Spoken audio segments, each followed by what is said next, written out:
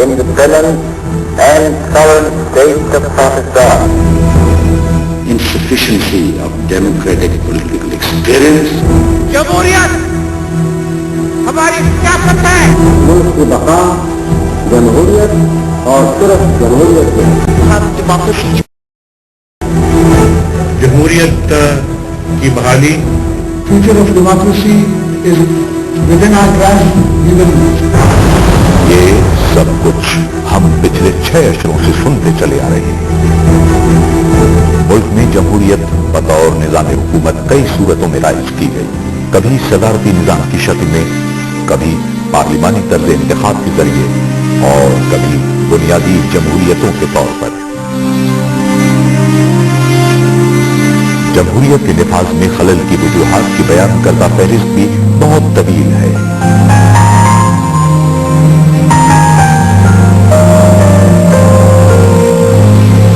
سیاستدانوں کی نااہلی، فوجی مداخلت، افسر شاہی کی ریشہ دوانیاں، طبقاتی مفادات، ناخواندگی اور عوامی شعور میں کمی. ناکامی کے تسلسل کی داستان اتنی سادہ نہیں. I, General Pervez Musharraf, do solemnly فوج کے سردار کی حیثیت میں منتخب صدر کی رخصتی کے بعد بھی واقعات کا تسلسل حوصلہ افزا قرار نہیں دیا جا رہا. ہم بار بار اس چکر میں پڑے کہ فلانا ایم پی ادھر گیا یا فلانا ایم پی ادھر گیا.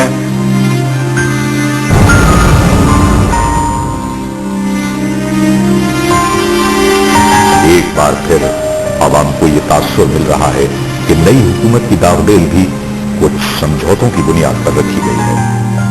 صدر اور وزیر اعظم کے تعلقات اور اختیارات کے توازن پر بارہا سوال اٹھائے گئے اور ان کے طرز حکمرانی پر اعتراضات کی ایک طویل فہرست موجود ہے. ادھر یہ بھی کہا جا رہا ہے کہ اپوزیشن کی حکمت عملی عوام کے دیرینہ مسائل کے حل کی بجائے اپنے اقتدار کے راستے تلاش کرنے پر مرکوز ہے.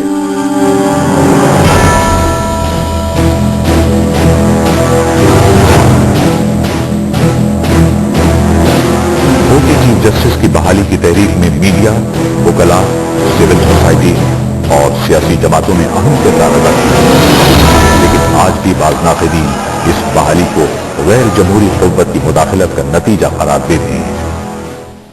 ادارے فیصلے کر رہے ہیں ایک آزادانہ ماحول پر، اور ان فیصلوں سے ملک کا جو جمہوری مستقبل ہے اور جمہوری سیاسی پروسیس ہے وہ مستحکم ہو رہا ہے. ہم نے اس ملک کی انسٹیٹیوشنز کی لڑائی مشترکہ طور پہ لڑنی ہے. And I think we're all together on this. Democracy talks and everybody hears. در حقیقت جمہوریت پسندی کا دعویٰ کرنا جتنا آسان کام ہے، اس کی داغ بیل ڈالنا اتنا ہی مشکل ہے. جمہوریت کا سادہ ترین مطلب ہے ریاست کو عوامی رائے کے مطابق چلانا، آئین سازی، اداروں کی تشکیل اور ان اداروں کا اپنے اپنے دائرے اختیار میں چلنا جدید جمہوریت کی بنیاد سمجھا جاتا ہے. اور کیونکہ افراد کی رائے ایک دوسرے سے مختلف ہو سکتی ہے، اس لیے اکثریتی رائے کو فیصلہ کن حیثیت حاصل ہوتی ہے. پبلک اوپینین اسے کہتے ہیں جو ویزیبل ہو اور جو ووکل ہو. ہو سکتا ہے کہ اکثریت اس اوپینین سے اتفاق نہ کرتی ہو، لیکن اگر پیسے وہ ہے اکثریت اور بول نہیں رہی یا اپنے ایکشن سے دکھا نہیں رہی کہ ان کی کیا اوپینین ہے، تو مائنورٹی کی اوپینین بھی پریویل کرے گی. اکثریتی رائے حاصل کرنے کے لیے ریاست کے ہر بالغ شہری کو ووٹ کا حق دیا گیا ہے. ہمعصر دنیا کی معروف جمہوریتوں میں یہی طریقہ رائج ہے. سمجھتا ہوں کہ جمہوریت کا جو روایتی صرف تصور جو پاکستان میں ہے کہ آپ نے ووٹ دے دیا تو جمہوریت آ گئی، وہ نہیں ہے. ووٹ دینا ایک جزو ہے. دوسرا ہے کہ نظام کے اندر، جمہوری نظام کے اندر عوام کی رائے ہو پالیسیز کے اوپر. اور تیسری بات، حکومت جو ہے وہ ان کی رائے کی ترجمانی کرے. ریاست کے سیاسی نظم و نسق کے تناظر میں لفظ جمہوریت سب سے پہلے یونانی فلسفی افلاطون کی کتاب ریپبلکا میں استعمال ہوا.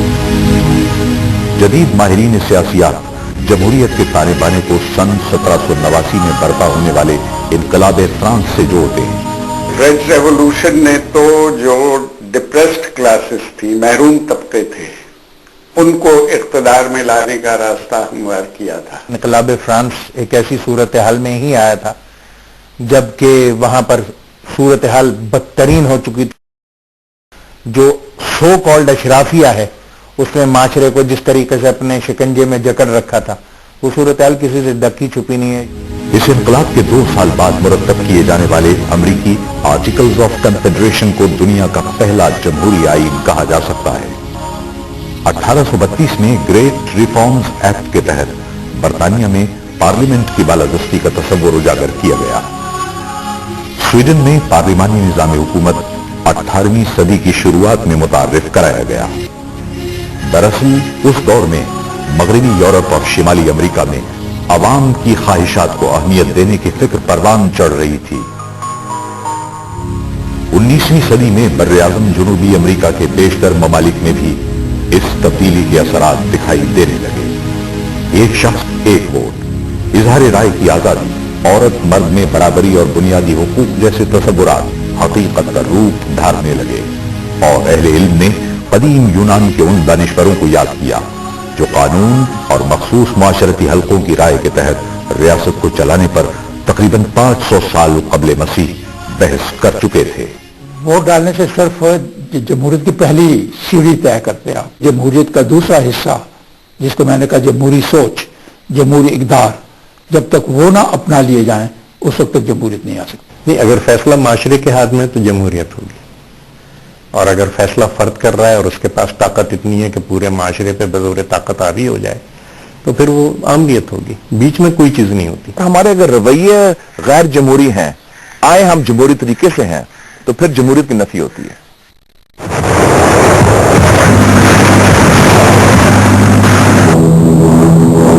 दूसरी जंग अजीम की तबाहकारियों ने बरतानिया और फ्रांस को इस हद तक कमजोर कर दिया था कि इन ताकतों के लिए ये मुमकिन न था कि वो अपनी नौ आबादियों में शुरू होने वाली आजादी की तहरीकों पर काबू पा सके। जंग के खात्मे से लेकर सन 1960 तक खासतौर पर बर्र-ए-आज़म एशिया और अफ्रीका के कई ममालिक साम्राज्यी ताकतों से नजात पा चुके थे। जनूबी एशिया में भी उमूमी तौर पर जमहूरियतों की बुनियाद रखी गई। भारत और श्रीलंका में अंदरूनी खलफिशार, दहशतगर्दी और गुर्बत के बावजूद जमहूरियत एक निजाम हुकूमत के तौर पर परवान चढ़ती दिखाई देती है। रियासती इदारे अपने अपने दायरे इख्तियार में चल रहे हैं और जमहूरियत की बुनियादी रिवायात आहिस्ता आहिस्ता मजबूत होती जा रही हैं। देखिए, इसकी 2 बड़ी वजूहात हैं। पहली वजह तो यह है कि बदकिस्मती से पाकिस्तान में जो फाउंडिंग लीडरशिप थी वो इब्तदाई सालों में हमसे बिछड़ गई और एक खला पैदा हुआ जिसे हमारी सिविल मिलिट्री ब्यूरोक्रेसी ने मिलकर पुर किया और स्टेट को हाईजैक कर लिया। जबकि इसके बिलमुकाबिल हिंदुस्तान में नेहरू साहब की क़यादत जो है वो 16 साल उनको दस्तयाब रही। उन्होंने एक स्टेबिलिटी फराहम की। वहाँ की जमहूरियत नहीं है इसलिए कि वहाँ पर जो अक़लियतें हैं उनको प्रैक्टिस मौका नहीं मिलता, उन्हें वोट डालने का पूरी आज़ादी हासिल नहीं है।